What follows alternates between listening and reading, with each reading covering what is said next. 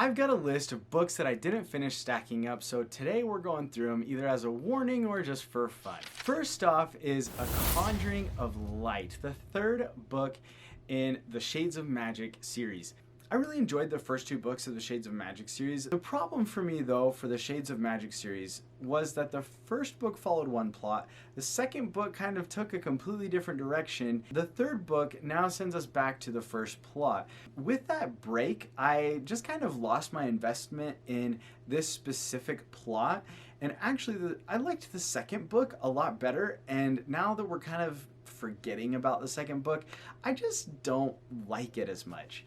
A lot of the whimsy and lightness has gone from the book as well. I don't know, it's just not working for me, so goodbye.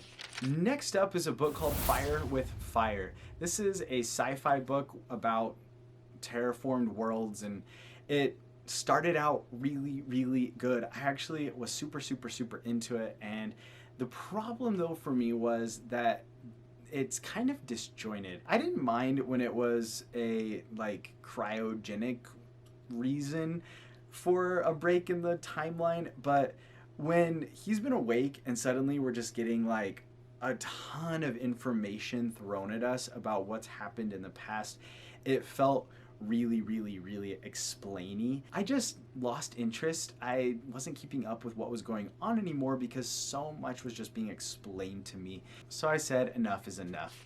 Next up is a book called The Neanderthal Theme. It took me about 10 seconds to DNF this one. I really struggled with the characters. They kind of threw a ton of names out in the first chapter and didn't really help me connect with them, and then all of a sudden we're moving on with the plot, with the story. There's just so much that I just didn't care about, and there was one scene in particular that I still remember that really I was just like, I'm done. I'm not interested in this book. The main character starts explaining what this girl is wearing, and she's literally just wearing a dress, but it took so long to explain that she was wearing a dress because this character's never seen a dress before. Where I get what they're trying to do, it just doesn't work for me, at least when I already know what a dress is, and I would have liked that explained to me in fewer words because I'm not a Neanderthal. Next up is a book called The Bridge. This book has two different worlds, a sci-fi world and a fantasy world, and they kind of get meshed together, which is a cool idea. The problem was that the characters were young and I didn't like them all that much. Then in addition to that, there were several scenes that were, you could feel that they were supposed to be really emotional, but they weren't. It's like when a character is afraid for their life, but it's page 1 and you know that there's 2 million pages left. The character's not gonna die, and so you don't feel it. And there was just a little too much of like, I know I'm supposed to feel this way, but I don't. So that plus the youngerness of it, I just wasn't interested anymore. Next up is a book called Sunrider. I talked about this previously on my channel. I was a little bit wary of it because the main character has a little bit more of a YA voice, and that actually is the reason that I ended up DNFing it in the end. There's a couple different POV characters, but the main one is really YA, and I just didn't enjoy it enough to keep reading. Next up, The Bladed Faith. I talked about this one as well on the channel, and I actually was very positive about it when I read the first chapter. However, in retrospect, with a little bit of time since I read it, I just am not interested in picking it up, and there's other stuff that I'm more interested in. I think what ended up happening for me was that the main character wasn't super involved in the first chapter and was mostly watching a scene from above and not very emotionally integrated into what was going on below.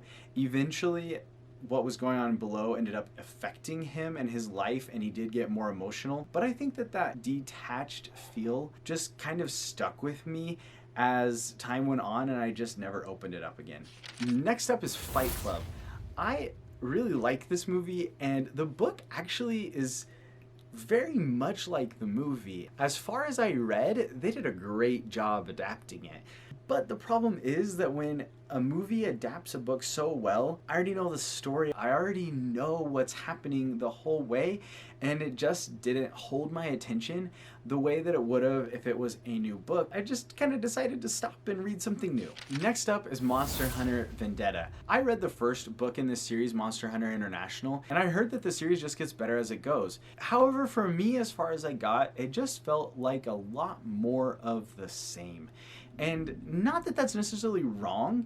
If Monster Hunter International is like your go-to type of book, then you'll probably love Monster Hunter Vendetta.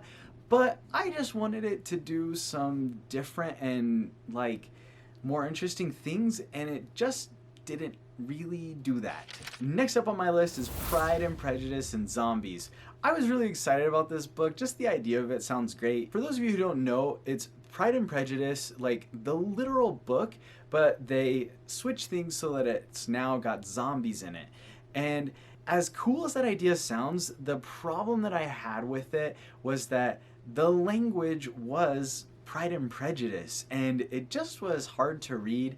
And I just felt like I don't like zombies enough to really get into this. And so it's just not gonna be for me. This next one will really pull at your heartstrings. I DNF'd Kings of the Wild. So many people love this book, and I went into it really excited. I loved the first chapter. I was kind of going back and forth between physical book and audiobook, but the audiobook narrator started rubbing me the wrong way, and I said no more. And I took a little bit of a break from Kings of the Wild just because I was getting annoyed with the narrator. But when I came back, it just wasn't doing it for me. The reason I ended up DNFing it was that it just felt like the story wasn't starting. We're still getting the band back together, and it's taking forever to go on the quest, and I am not enjoying the getting the band back together part, so I DNF'd it. Next up, The City We Became. I really wanted to like this one, but I chose to DNF it about halfway through when I started having similar feelings about it that I did at the end of The Great Hunt, the second book in the Wheel of Time series. In The Great Hunt, the Shan-Chan are presented as if they're all evil, and no one really challenges that.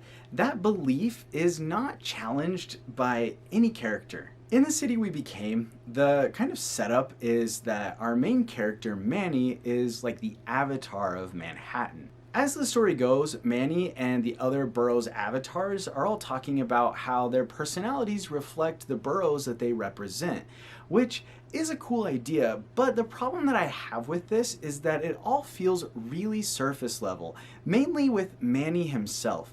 Manny just moved to Manhattan and has absolutely no knowledge of New York, and in fact the other characters are explaining to him like what the boroughs are, what their personalities are, what type of people live there. And I just don't understand how Manny is supposed to represent Manhattan if he doesn't know anything about it. When I found out about this story, and especially that the main characters are all minorities in some way, I thought this story would include some pretty solid exploration of New York City, its people, its cultures, its beliefs. But halfway through, I don't really feel like it's done that, and I'm skeptical that it will. I would think that Manny would need to get to know Manhattan, get to know the people there, get to know the microcultures inside of Manhattan, instead of just taking the word of some other person saying like, oh, Manhattan is all like this. It's just the same as The Great Hunt, where the Shan-Chan are all just horrible people. Like, that's not true, and it's never true for any culture, no matter the size. I know that Manhattan, there is somebody in that city who does not identify with Manhattan's cultural identity. And that's the problem I have with this, that everything is just really surface level. And we're talking about representation here.